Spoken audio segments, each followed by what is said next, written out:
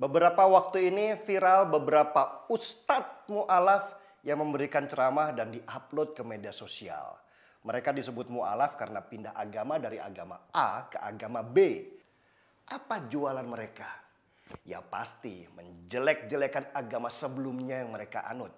Persis seperti sales Coca-Cola yang pindah ke Pepsi dan cerita buruknya Coca-Cola dari A sampai Z. Mereka harus jualan kejelekan-kejelekan itu karena memang tidak ada ilmu yang bisa mereka ajarkan.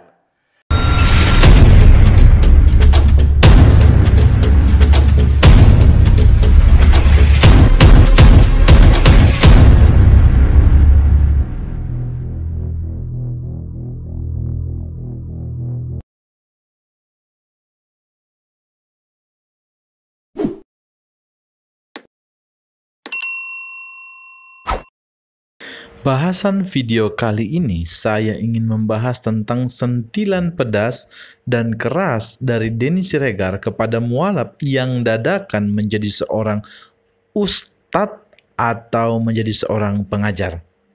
Mari kita lihat videonya bersama-sama.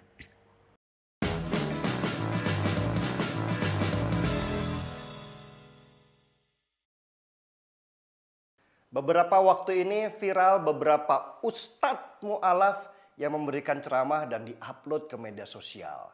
Mereka disebut mu'alaf karena pindah agama dari agama A ke agama B. Sebagai orang yang mengenal agama baru, seharusnya si mu'alaf ini di agama apapun mulai belajar menggali ilmu supaya semakin cerdas dan berwawasan. Dalam bagian pertama ini, saya sangat setuju bahwa seharusnya seorang mualaf atau seorang yang pindah agama, baiknya memang harus memperdalam agamanya yang baru. Tujuannya supaya ia lebih berwawasan lagi. Lucunya fenomena belakangan ini, si mu'alaf yang seharusnya belajar malah didaulat untuk mengajar. Mereka kemudian disebut ustadz yang kalau diartikan bermakna pendidik atau pengajar. Si mu'alafnya mau lagi. Bukannya merasa rendah diri dan bilang, maaf saya harus banyak belajar. Mereka malah dengan tinggi hati mengambil podium dan kursi lalu mengajarkan pelajaran di mana mereka seharusnya banyak belajar. Apa jualan mereka? Ya pasti menjelek-jelekan agama sebelumnya yang mereka anut. Persis seperti sales Coca-Cola yang pindah ke Pepsi dan cerita buruknya Coca-Cola dari A sampai Z.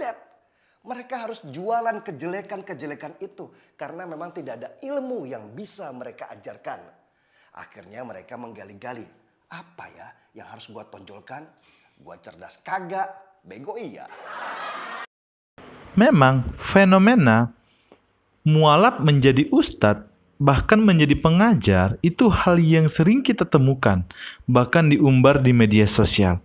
Lucunya memang apa yang disampaikan oleh Denny Siregar benar adanya. Jurus ampuh yang mereka gunakan adalah menjelekkan agama mereka yang sebelumnya. Dan yang anehnya banyak sekali orang yang percaya. Bagaimana enggak? Karena apa? Yang ia sampaikan adalah menjelekkan agamanya yang dahulu. Enaknya jualan keburukan. Pasti ada yang beli karena bad news is a good news. Dan sebagai aksesori tambahan, si mu'alaf itu kemudian mengarang cerita dan menambahkan gelar. Ada yang bilang pernah sekolah sampai S3 di Vatikan lah. Padahal mana ada sekolah di Vatikan. Ada yang bilang dulu pernah sekolah teologi sampai selesai. Nggak lama ada yang bongkar kalau dia sekolah saja tidak usai. Gelar-gelar dan cerita bombastis itu harus ada. Namanya sales. Kalau nggak ada gituan, siapa yang mau ngundang? Dan sesudah gelar ditambahkan, lalu ganti pakaian dengan nuansa ke Arab-Araban.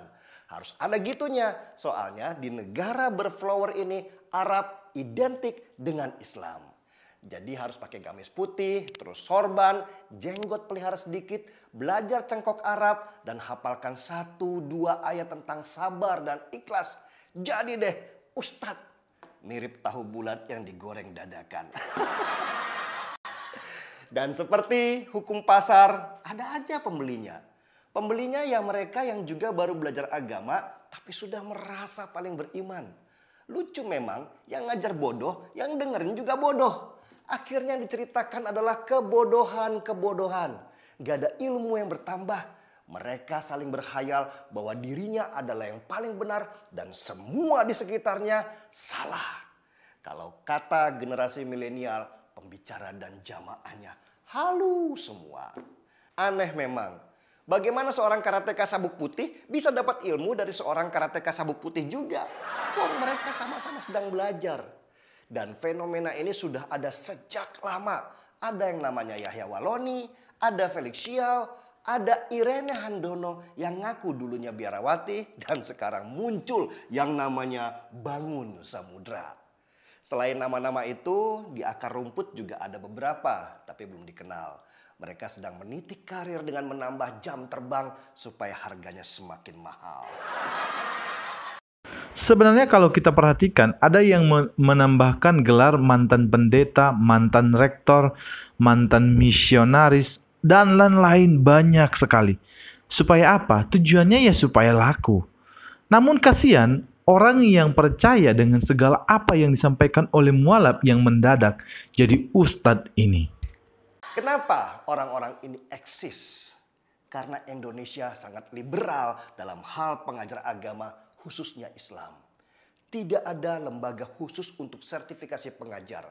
Semua bebas untuk mengajar dan menyampaikan pemikiran agama. Beda dengan banyak negara muslim lainnya yang bahkan untuk ceramah di hari Jumat pun sudah diarahkan supaya umat tidak kebingungan dengan perbedaan tafsir.